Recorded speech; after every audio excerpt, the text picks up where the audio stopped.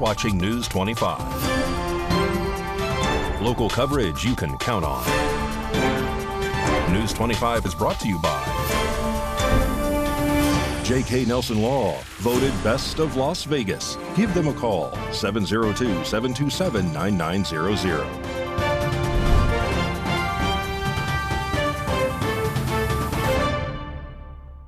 Thank you for joining us here on News 25 in Ace Country Radio and streaming at KPVM.TV and now on Roku devices on this Monday, October 21st. Good evening, I'm Chris Palermo and here's what's happening. Saturday, October 19th was the start of Nevada's early voting, and with only weeks away until the United States finds out who the 47th president will be, News 25 caught up with the Nye County clerk to see how voting in Nye County is going. Early voting in Nevada commenced on October 19th, and News 25 caught up with the Nye County clerk over the weekend to see how things are going. We are currently here at the Bob Rose Center on Basin Avenue on the first day of in-person voting. Tell us how it's going. It has been going great. It's been insane. Our systems were down for the first hour. Once we got our systems up and running, we are moving them through quite a bit. It looks like so far we have already processed about 600 voters. That's amazing. With still probably at least another 600 in line. That's amazing. That we are moving through, so yes. Yeah. Tell me how the next 2 weeks are going to be going for you guys. We are hoping they're going to be just a little bit slower, but again, we are open from 10 to 6 for the next 2 weeks, Monday through Friday, along with next Saturday from 10 to 4. And we're hoping we can get a good portion of people in on early voting, so Election Day is going to go a little smoother and we're not waiting for 3, 4, 5 hours. Yeah. Is there anything else you would like to add? Just come out and vote. And over the hump from Pahrump and Nye County, Clark County witnessed a robust turnout on the first day of early voting with nearly 30,000 residents participating. Clark County reported 29,943 people cast their votes on the first day of early voting on Saturday, marking a 6% increase compared to the first day of early voting in 2020, which saw 28,234. This year, officials noted that 67,288 mail-in ballots have been received by the U.S. Postal Service in Nevada as of Saturday, with tabulation of those ballots set to begin on Monday, October 21st. However, results will not be released until the polls close on election night, November 5th. Early voting in Nevada will continue through November 1st, and voters can find a list of polling places on their county's official website. More news now. Earlier today, a high-speed pursuit occurred after deputies clocked a vehicle speeding at more than 100 miles per hour. News 25 caught up with Sheriff Joe McGill for the details. I'm Sheriff McGill. This afternoon at about 1:10 in the afternoon, a traffic stop was conducted on a vehicle in the area of Highway 160 and Crazy Horse. Crazy Horse is the first street south of Gamebird.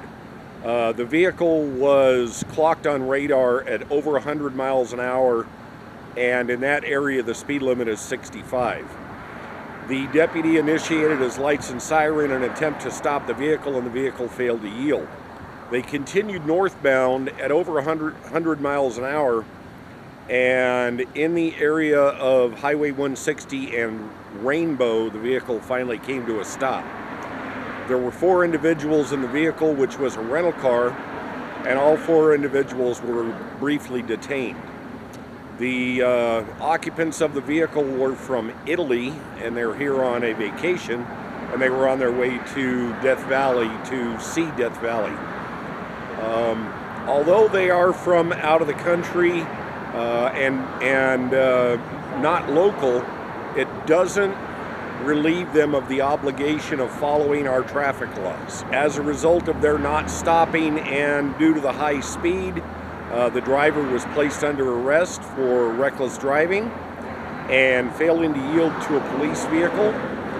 The other 3 occupants of the vehicle were released from the scene.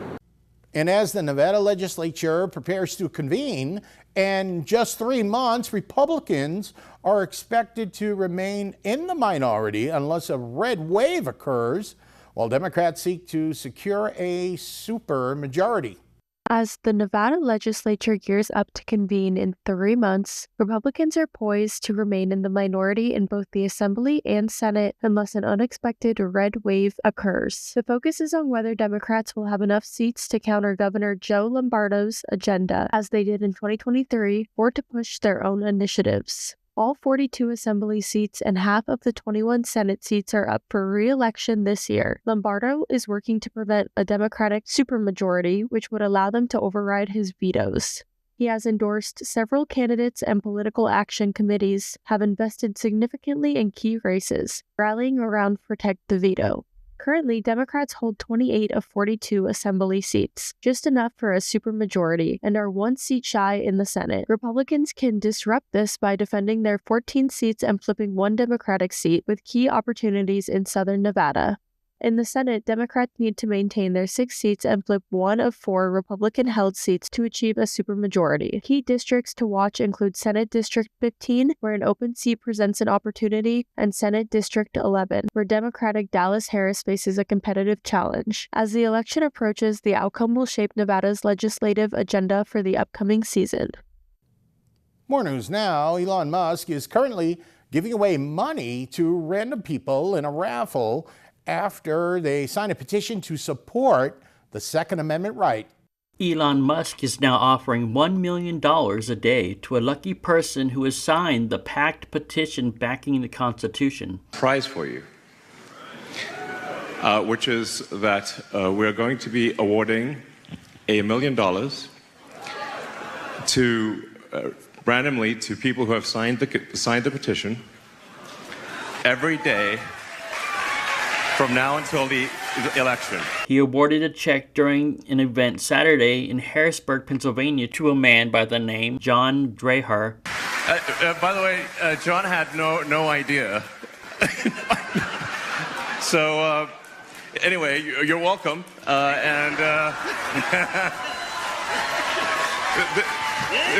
Yeah. Their goal is to get 1 million registered voters in swing states to sign in support of the Constitution, especially freedom of speech and the right to bear arms. To participate in the petition, go to petition.theamericapac.org. To be eligible, the signer of the petition must be a registered voter in Arizona, Georgia, Michigan, Nevada, North Carolina, Pennsylvania, or Wisconsin. The last day of the petition is October 21st, 2024. Coming up, our Las Vegas correspondent is on the ground in Las Vegas, taking us up to the election. You're watching News 25.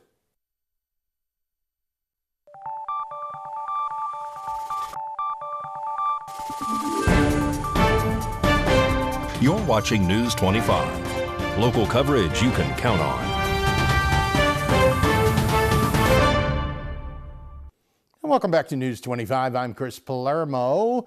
Early voting has kicked off well across Clark County, with now just days to go until our local, state, and federal elections. News 25 Las Vegas correspondent Maria Centers now joins us with local candidate Suzanne Pahrump. With just about 2 weeks to go until election 2024, KPVM Television had the opportunity to speak with Susan Pahrump, who is vying for the Las Vegas Justice Court Department 4 seat. Why do you think you have what it takes to win this year's race? I have what it takes because I am passionate about Las Vegas and this community. I was born and raised here. I know this community and I know the people. Practiced law for 32 years and spent 12 years as a judge right here in Las Vegas as Las Vegas Justice Court. It's safe to say Clark County has some unique cases. It absolutely does. You know, Las Vegas is a 24-hour town, and we have people that come here from all over the world. It's not just locals. So people come here for a day, a week, a month. They come here to enjoy the nightlife, the restaurants, whatever else we have, and sometimes they have a little scrape with the law and have to come down to the courthouse and see, one of the members of the judicial community.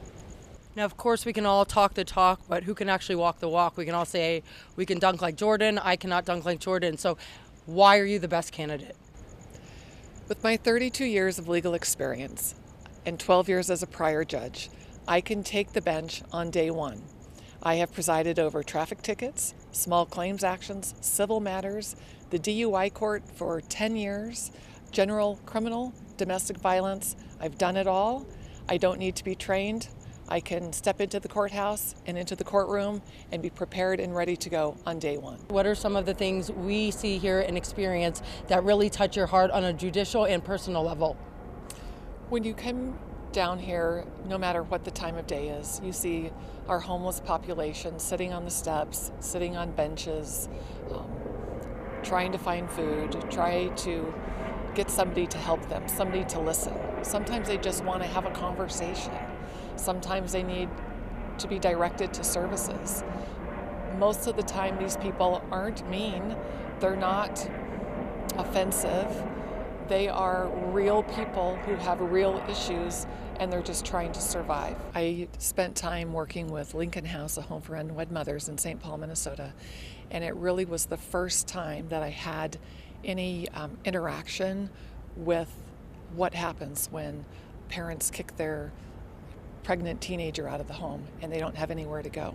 And Lincoln House was a great organization for these young women and these children that could live there together. They helped them get jobs, babysat the children, helped them to become successful members of the community. And that sparked my interest. So for 20 years after law school, I ran the Nevada Law Foundation, providing legal services and funding for abused women and kids, senior citizens, and the less fortunate members of the Las Vegas community. And that money, that funding also helped individuals all over the state of Nevada. It's definitely one of the highlights of my career, is being able to help the less fortunate members at our state and our community. I'm Susan Bauckham, and I'm running for Las Vegas Justice Court Department 4. I am the most experienced candidate in the race with 32 years of legal experience and 12 years as a prior sitting judge. I am ready to take the bench day one to continue to serve the community that I was born and raised in and the community that I love. Early voting has begun across Clark County, and we can now cast our ballot at any polling location. Reporting from downtown, I'm Maria Centers for News 25 Las Vegas. Thank you very much, Maria. Great job as usual on sports. The Vegas Golden Knights winless the last 3 games, and I wore my hockey tie to give them a little good luck. They've got a big game tomorrow night. Here's Mikey with your full look at sports.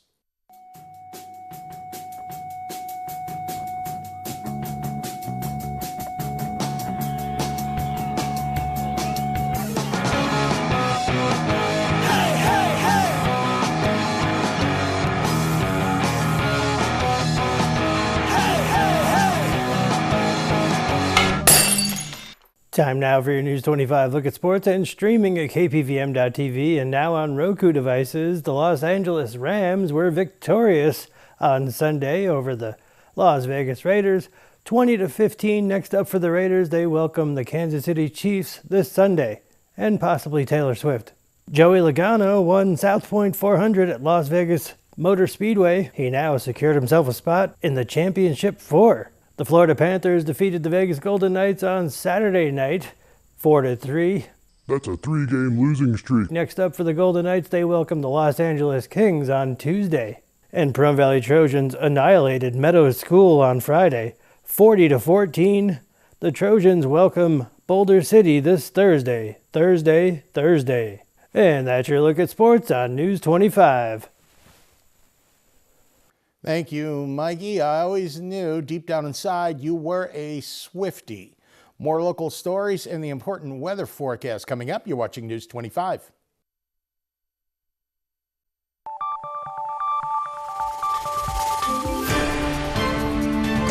You're watching News 25. Local coverage you can count on. News 25 is brought to you by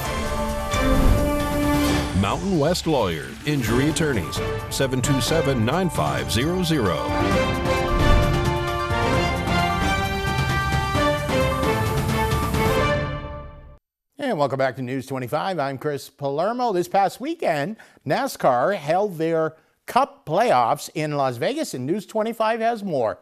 Heading into Las Vegas, NASCAR was gearing up for the first race in the round of 8 for its playoffs for both the NASCAR Xfinity Series and the NASCAR Cup Series. The Embedded Health 302 opened up the action Saturday evening as Brandon Jones led the field down to the green flag. After an early caution for a crash down the backstretch, Jones surrendered the lead to Sammy Smith and Cole Custer would follow through, eventually taking the lead and winning the stage. Stage 2 of the race would go completely green, and Junior Motorsports driver Justin Allgaier would cruise to a Stage 2 victory. Stage 3, however, would start with calamity, as the 19 of Taylor Gray would get turned around on the restart, damaging other cars. After the cleanup, A.J. Allmendinger was able to establish a lead and pull away, but the 28 of Ryan Sieg was closing quickly, and while he was able to challenge for the lead, he was unable to hold off Allmendinger on a late race restart, and Allmendinger would take the win. With this win, Allmendinger would secure his spot in the Final Four to fight for a championship in Phoenix. Other notable finishes include 6 of the 8 playoff drivers finishing inside the top 10, with Sam Mayer finishing 14th, and Sammy Smith with damage in the Stage 3 crash, finishing 32nd with heavy nose damage. Looking at the point standings, Allmendinger automatically advances with the win. Justin Allgaier finds himself in second, 32 points above the cut line, followed by Cole Custer and Chandler Smith. Below the cut line, we have a pair of teammates, Richard Childress Racing teammates Austin Hill and Jesse Love, along with Junior Motorsports teammates Sam Mayer and Sammy Smith. Moving on into Sunday, the NASCAR Cup Series took the track for the South Point 400. Christopher Bell started on the pole position and led the race up to the first yellow flag on lap 63 when Austin Dillon crashed heading into turn 3. Martin Truex Jr. led back to the green flag but would slip back, and Tyler Reddick would take home the Stage 1 victory. After playing some pit strategy, Denny Hamlin would stay out under the stage break and lead back to green on lap 88, but chaos would soon follow. A lap after the restart, Chase Elliott and Tyler Reddick would hit the wall exiting turn 4 and slide toward the infield, where Reddick would make contact with Brad Keselowski before he was sent into a single barrel roll in the infield grass. Team Penske teammates Austin Cindric and Ryan Blaney were also involved in the crash. Once the track was cleared and the racing resumed, it was business as usual up front for the 20 of Christopher Bell. He would secure the Stage 2 victory, and much like the opening of the race, he would pull away to a dominant lead in the third and final stage.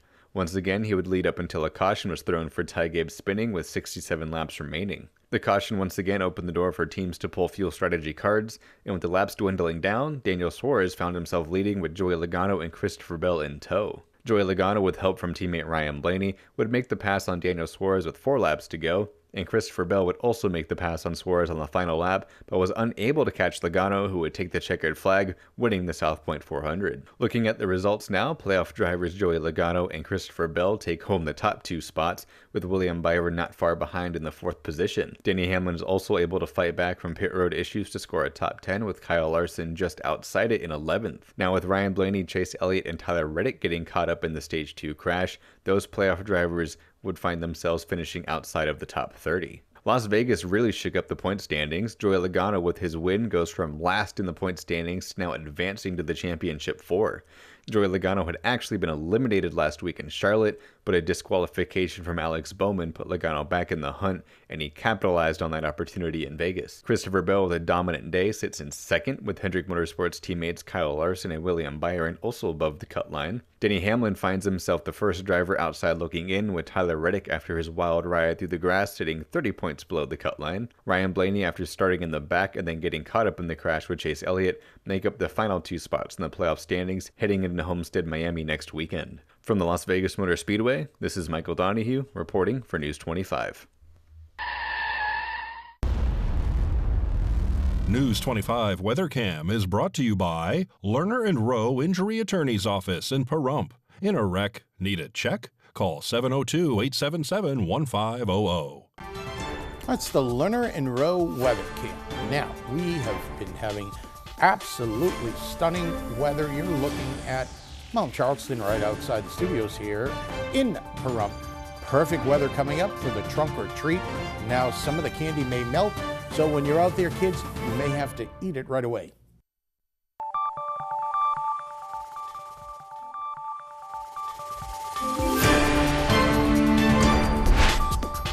News 25 weather is brought to you by Desert View Hospital. We're here when you need us, providing compassionate and friendly care to our neighbors since 2006. DesertViewHospital.com.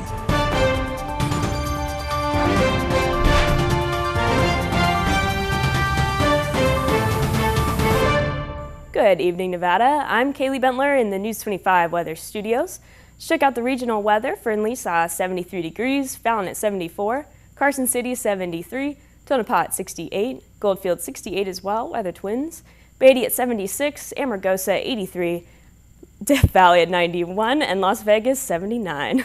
But over in the paradise of Pahrump, currently at 79 degrees and sunny, we saw a high of 81.